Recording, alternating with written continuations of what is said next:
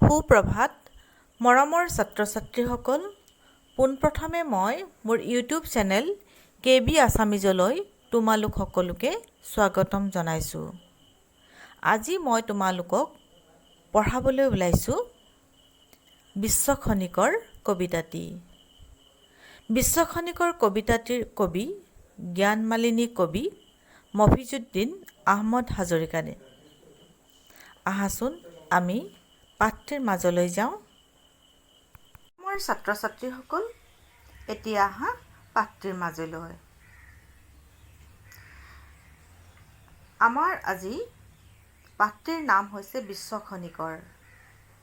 এতিয়া বিশ্বখনিকৰ শিৰোনামত তোমালোকে মন কৰা, বিশ্ব মানে কি? গোটেই জগতখন, পৃথিৱীখন। খনিকৰ মানে হৈছে গঢ়োতা, যিজনে বিশ্বখনক গঢ় দিয়ে, তেখেতকে কোৱা হয় বিশ্বখনিকৰ। কবিতাটোলৈ যোৱাৰ আগতে মফিজুদ্দিন আহমদ হাজৰিকাৰ বিষয়ে অকণমান জানি লওঁচোন আহা। জোনাকী যুগৰ কবি সাহিত্যিকসকলৰ সমসাময়িক হ'লেও সেই কাকতৰ লগত কবি মফিজুদ্দিন আহমদ হাজৰিকা জড়িত নাছিল। ইয়াৰ বাবেই হয়তো এইগৰাকী কবিৰ কবিতাৰ বিষয় আৰু ছন্দৰীতি অলপ সুকীয়া আছিল। আমাক এই কথাখিনি, এই প্ৰসংগটো কিয় টানিলে বাৰু? আমাক ক'ব খুজিছে যে মফিজুদ্দিন আহমদ হাজৰিকা জোনাকী যুগৰ এগৰাকী কবি সাহিত্যিক হ'লেও আহমদ হাজৰিকা যেন জোনাকী যুগৰ কবিতাৰ যিবিলাক বৈশিষ্ট্য, সেই বৈশিষ্ট্যবিলাকৰ পৰা অকণমান আঁতৰি আহিছিল আৰু তেওঁৰ ছন্দৰীতি আৰু কবিতাৰ বিষয়বস্তু সুকীয়া আছিল। আমি সময় সাপেক্ষে কথাখিনি ক'ম। সহজ সৰল ঘৰুৱা ভাষাৰ যোগেদি সহজবোধ্য ৰূপকৰ সহায়ত এইগৰাকী কবিয়ে আধ্যাত্মিক তত্ত্ব সুন্দৰভাৱে প্ৰকাশ কৰি গৈছে। আধ্যাত্মিক তথা দাৰ্শনিক চিন্তাধাৰা অসমীয়া কবিতাৰ ক্ষেত্ৰখনলৈ কবি মফিজুদ্দিন আহমদ হাজৰিকাদেৱে আগবঢ়াই আনিছিল। তেখেতৰ ভাষাৰীতি একেবাৰে সহজ সৰল আছিল আৰু ঘৰুৱা ভাষা তেখেতে প্ৰয়োগ কৰিছিল। আৰু তাতকৈ ডাঙৰ কথাটো হৈছে তেখেতে ঘৰুৱা ভাষাৰ যোগেদি সহজবোধ্য ৰূপত তেওঁৰ ৰূপক প্ৰয়োগ কৰিছিল আৰু তাৰ যোগেদি তেখেতৰ কবিতাৰ মূল লক্ষ্য আধ্যাত্মিক যিটো তত্ত্ব, এই আধ্যাত্মিক তত্ত্ব তেখেতে অতি সুন্দৰভাৱে দাৰ্শনিক চিন্তাধাৰাৰে তেখেতে প্ৰকাশ কৰিছে। কবি মফিজুদ্দিন আহমদ হাজৰিকাদেৱৰ জন্ম হয় 1870 চনত ডিব্ৰুগড়ত। 1893 চনত তেখেতৰ প্ৰথম কবিতা পুথি জ্ঞানমালিনী প্ৰকাশ পায় আৰু এই জ্ঞানমালিনী কবিতা পুথিখনে সেই সময়ত এক অনন্য ৰূপত সাহিত্যিকসকলৰ মাজত এক আলোড়নৰ সৃষ্টি কৰিছিল। আৰু এই জ্ঞানমালিনী কবিতা পুথিখনৰ বাবেই মফিজুদ্দিন আহমদ হাজৰিকাদেৱক অসমীয়া সাহিত্যৰ জগতত জ্ঞানমালিনীৰ কবি হিচাপে জনাজাত হ'ল। তেখেতৰ আৰু এখন কবিতা পুথি আছিল, সেইখনৰ নাম আছিল তত্ত্বপাৰিজাত। তত্ত্বপাৰিজাত তেখেতৰ মৃত্যুৰ পিছত অৰ্থাৎ মৰণোত্তৰভাৱে প্ৰকাশ পোৱা কবিতাৰ পুথি। তাত মাথোন 4টি কবিতাহে সন্নিৱিষ্ট হৈছে। ছাত্ৰ ছাত্ৰীসকল, তোমালোকে এটা কথা জানিবা, মফিজুদ্দিন আহমদ হাজৰিকাৰ কবিতাত আধ্যাত্মবাদে বা দৰ্শনে কি কৰিছিল? ভুমুকি মাৰিছিল, যাৰ ফলত তেখেতৰ কবিতাসমূহত চুফী সাধকসকলৰ ভাৱধাৰাৰ যেন কিছু প্ৰকাশ ঘটিছে। এই চুফী সাধকসকল আকৌ কোন? এই চুফী সাধকসকল হ'ল এক শ্ৰেণীৰ মুছলমান সাধক, যিসকলে তেওঁলোকে যেনেকৈ আমাৰ আধ্যাত্ম তত্ত্বৰ ওপৰত যেনেকৈ আলোচনা হৈছিল, ঠিক তেনেকৈ তেওঁলোকৰো তেনেকৈ চুফী ধাৰাৰ ওপৰত কি হৈছিল? আলোচনা কৰিছিল বা তেওঁলোক সাধক আছিল। 1930 চনত অনুষ্ঠিত অসম সাহিত্য সভাৰ গোলাঘাট অধিৱেশনত তেখেতে সভাপতিৰ পদ অলংকৃত কৰিছিল আৰু 1958 চনত তেখেতৰ মৃত্যু হয়। আৰু এইগৰাকী মহান ব্যক্তিৰ মৃত্যুত অসমীয়া সাহিত্যৰ যেন এটা অধ্যায়ৰ সামৰণি পৰে। এতিয়া আহা কবিতাটিৰ মাজলৈ। কবিতাটিত উল্লেখ আছে, দেখা নাই যদি স্যাটো আছে ত্ৰিলোকৰ, নিশ্চয় নিশ্চয় এটি বিশ্বখনিকৰ। গ্ৰহ তৰা বেলি জোন আছে আলাহতে পোন, তেওঁৰেহে কৃপাজৰি টনাটনি কৰি, লৰা তিৰি আই ভাই এই সকলোকে পাই, মৰু জগততো নৰে আছে জীৱ ধৰি।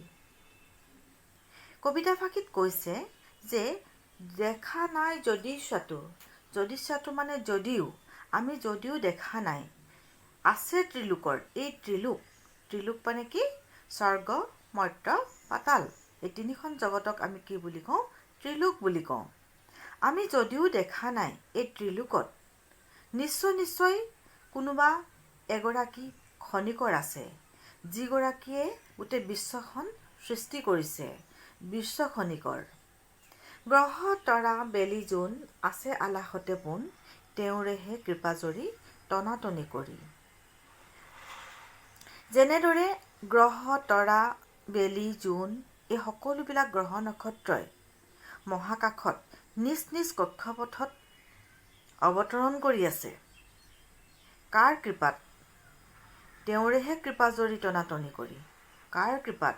পৰমেশ্বৰৰ কৃপাত। লৰা তিৰি আই ভাই এই সকলোকে পাই, মৰু জগততো নৰে আছে জীৱ ধৰি। তেওঁৰ কৃপাতেই লৰা তিৰি আই ভাই, আমি তাৰমানে কি? আমি মানুহক, সমাজক, আমি নিজৰ ঠাইখনক, সকলোবিলাকক লৈ আমি কি কৰিছোঁ? মৰম স্নেহ জগাইছোঁ। লৰা তিৰি আই ভাই সকলোকে পায়, মৰু জগততো নৰে আছে জীৱ ধৰি। আৰু কাৰ কৃপাত? এইজনা ভগৱানৰ কৃপাত, এইজন পৰমেশ্বৰৰ কৃপাত আমি কি কৰিছোঁ? মৰু জগতত, আমি মৰুভূমিটো যেন আমি কি কৰিছোঁ? একদম শুকান বালিটো আমি জীৱই আমি কি কৰিছোঁ? বাস কৰিবলৈ আমি সুবিধা পাইছোঁ। কবিতা গোটেই পেৰেগ্ৰাফটোৰ যোগেদি কি কৈছে?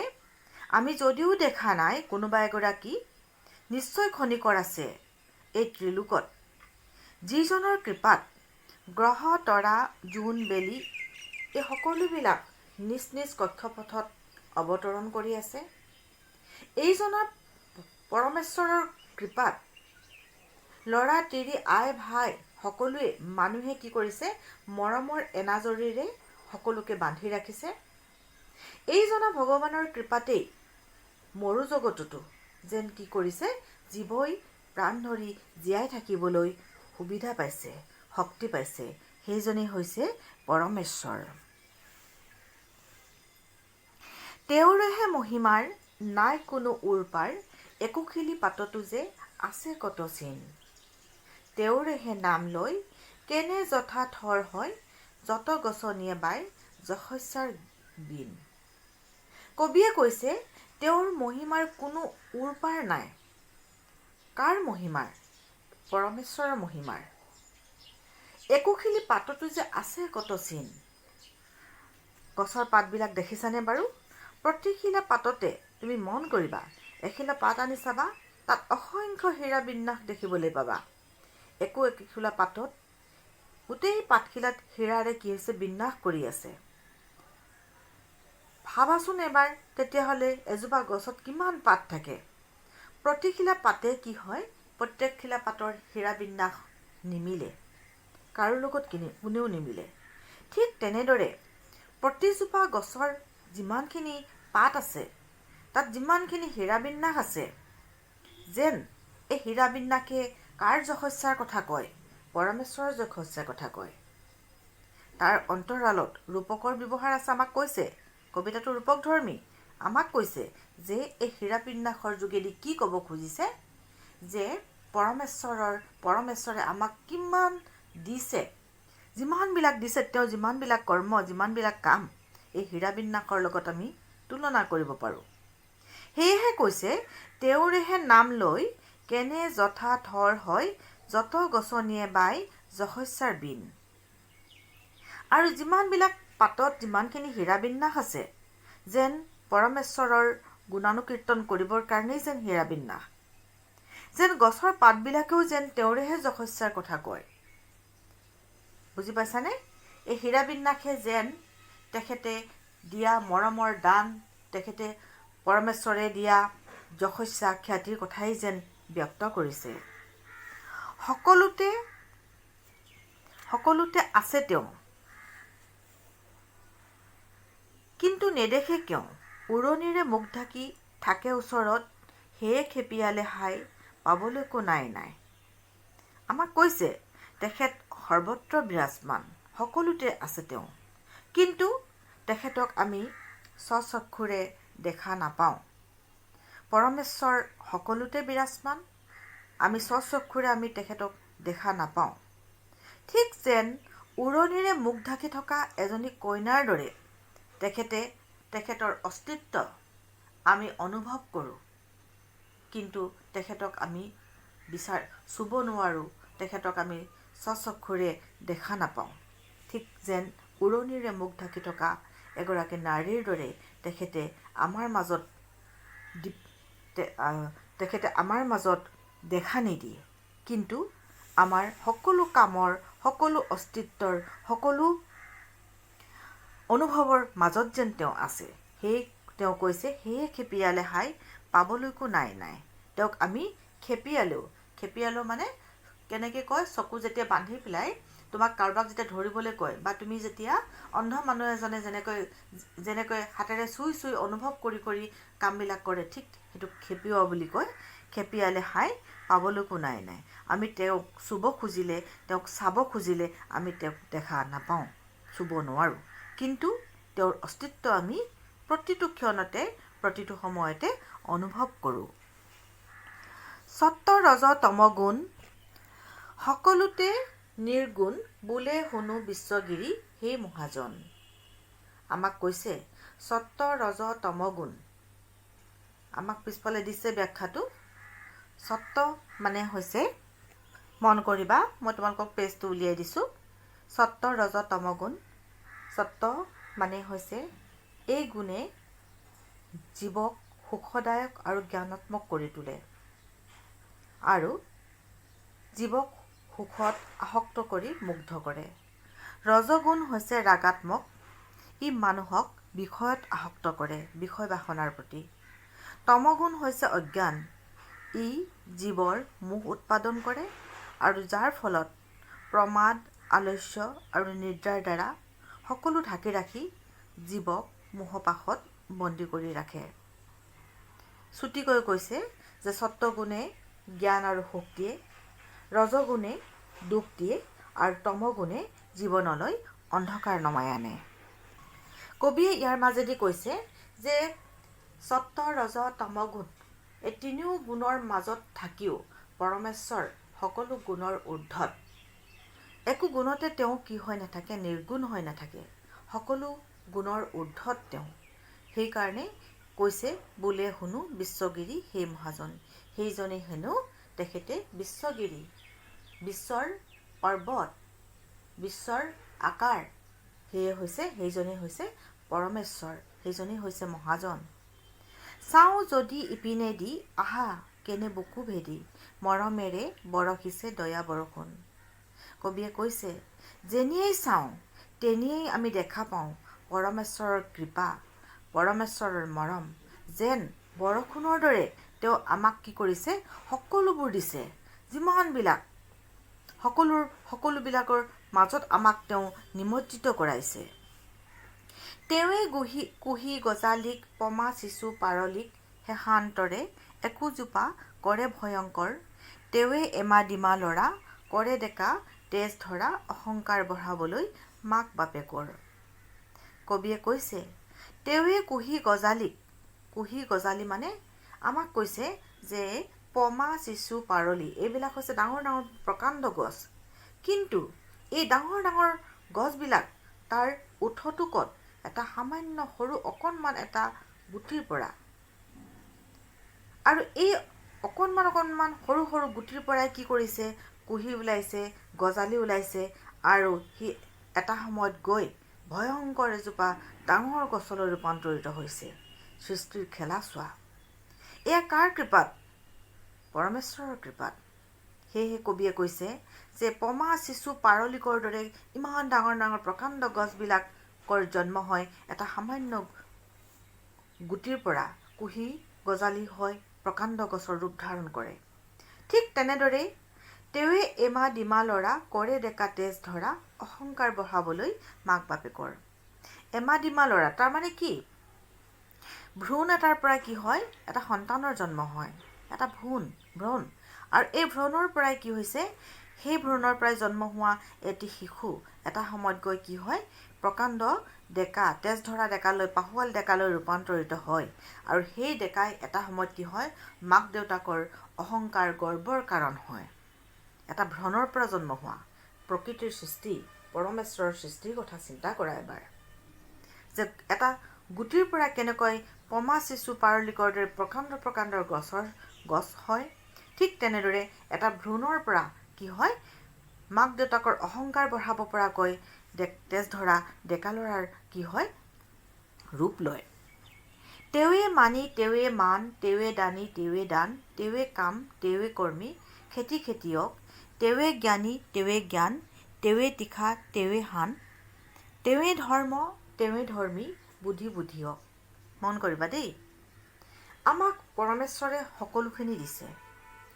অকল যে দিছে এয়াই নহয়, তেওঁ পালনো কৰিছে, তেওঁ সৃষ্টিও কৰিছে, পালনো কৰিছে।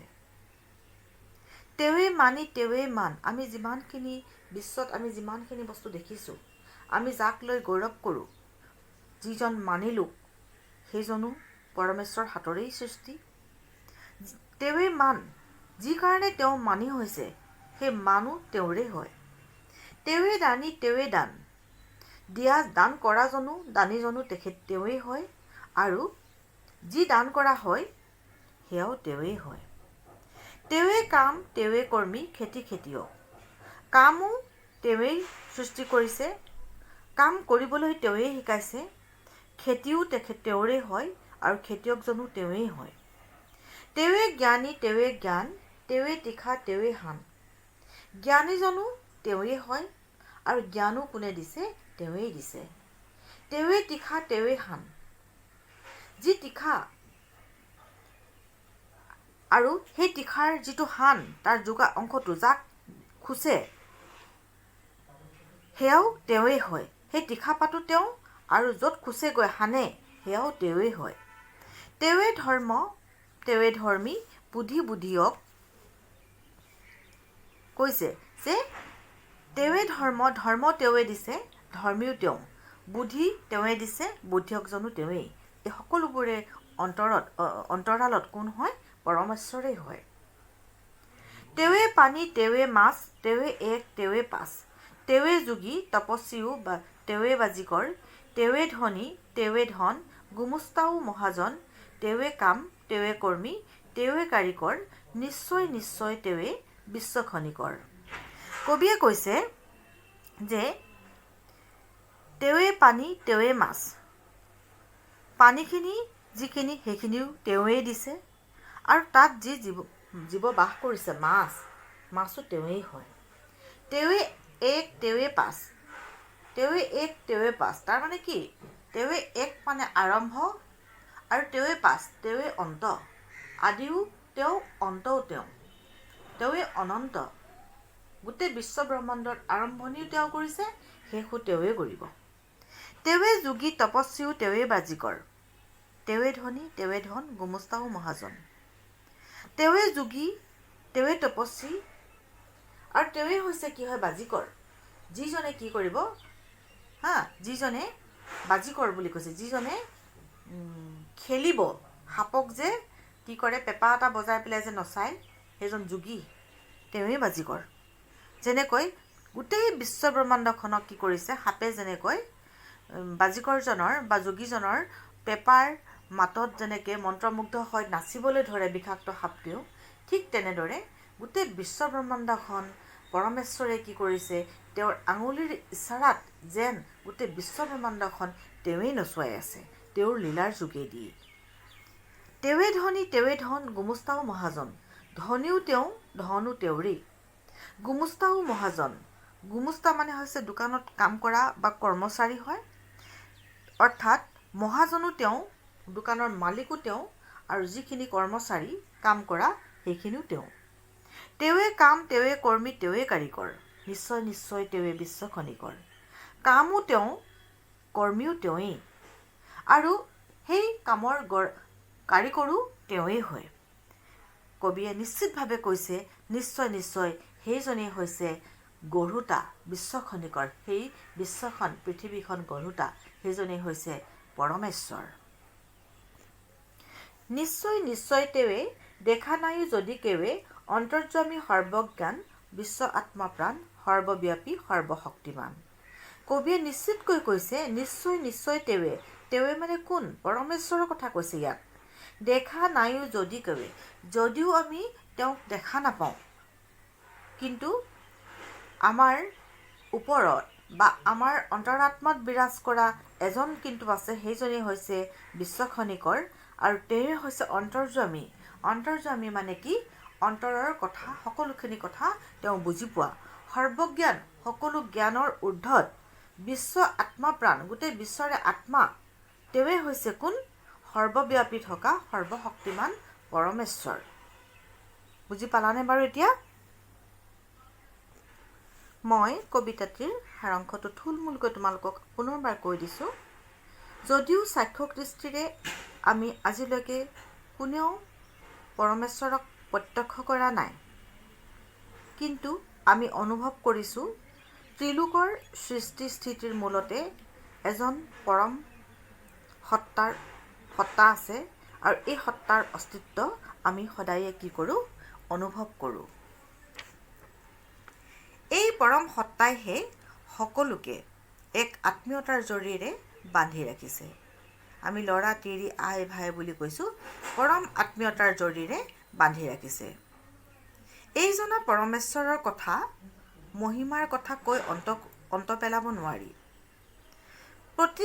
প্ৰতিজোপা গছৰ পাতেও যেন তেওঁৰ মহিমাৰ কথাকেই বখানে। সকলোতে সেই পৰম সত্তা বিৰাজমান, সকলোৱে তেওঁৰ অস্তিত্ব অনুভৱ কৰে।